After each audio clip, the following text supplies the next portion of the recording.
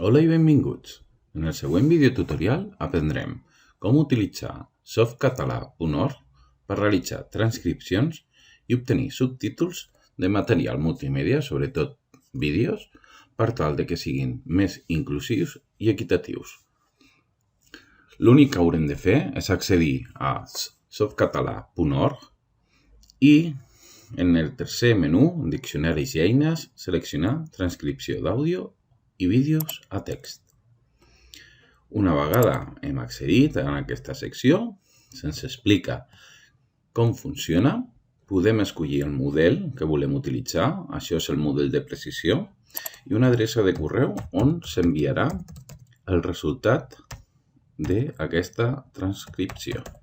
En aquest cas poso el meu correu de la formació universitària Martí l'Humà. També tenim més opcions específiques per dir el número de caràcters que volem que hi hagi per línia o el nombre màxim de línies per cada subtítol. Posem un parell. Finalment, l'únic que haurem de fer és seleccionar un fitxer. Aquí teniu la compatibilitat i, sobretot, la mida màxima que pot processar aquesta plataforma. Seleccionarem un fitxer de vídeo, per exemple, el del qualificador. I una vegada que el tenim aquí, li demanarem la transcripció. Una vegada s'ha fet la sol·licitud, fixeu-vos que ens dona un temps de resposta. Això va per cues de demanda que hi hagi. En aquest cas pot ser d'11 segons, però pot trigar a nivell d'hores, fins i tot si el vídeo és molt gran o si hi ha molta demanda en aquell moment. Una vegada hem demanat aquests vídeos, ens arribaran al nostre correu electrònic. Veiem els formats en els quals podem aconseguir aquesta transcripció.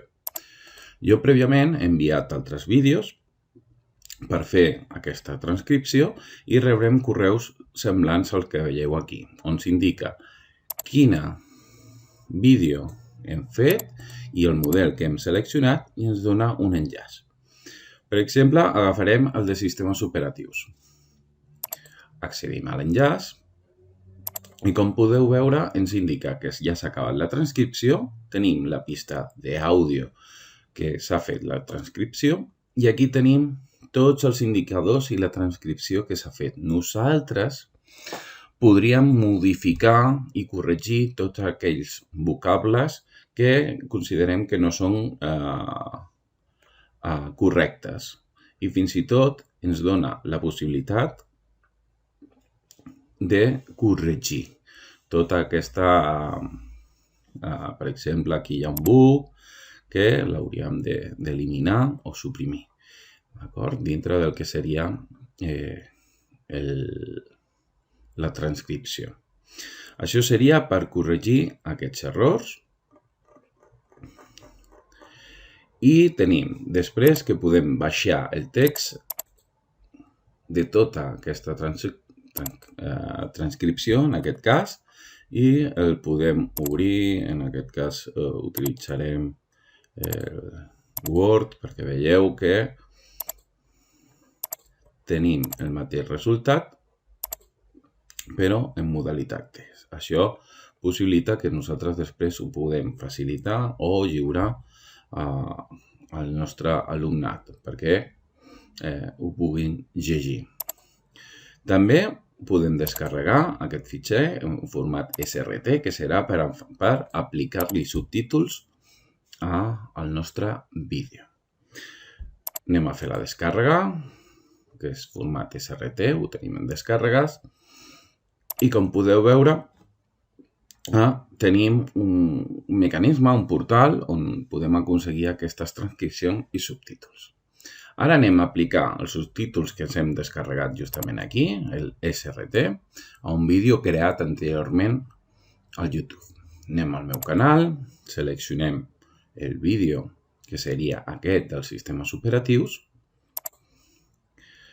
i anem a editar les seves propietats. Això es pot fer també quan es pengen, però en aquest cas jo ja el tinc pujat. Què haurem de fer?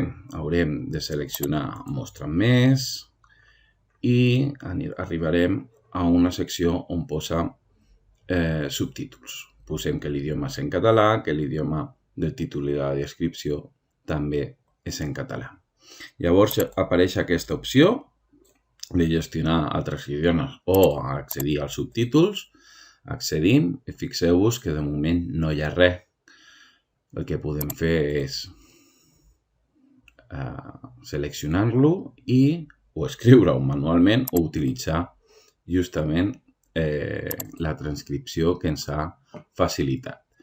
Ho teníem en descàrregues, és el SRT. Seleccionem i fixeu-vos com s'han carregat totes les marques de temps i tota aquesta transcripció que ha fet el sistema de Softcatalà per nosaltres. D'aquesta manera tindrem la transcripció d'una forma correcta en tots els temps. Hauríem de vigilar això, aquests temps d'aquí, perquè segurament s'hauran d'eliminar. I el que podem fer, poso sense so, és veure el resultat. D'aquesta manera, a les nostres creacions, podem afegir-li aquests subtítols. Els podem refer, els podem tornar a escriure, aquí també els podríem tornar a editar.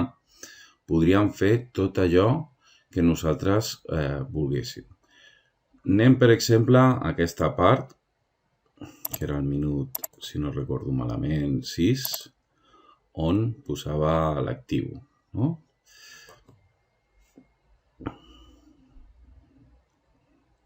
Aquí és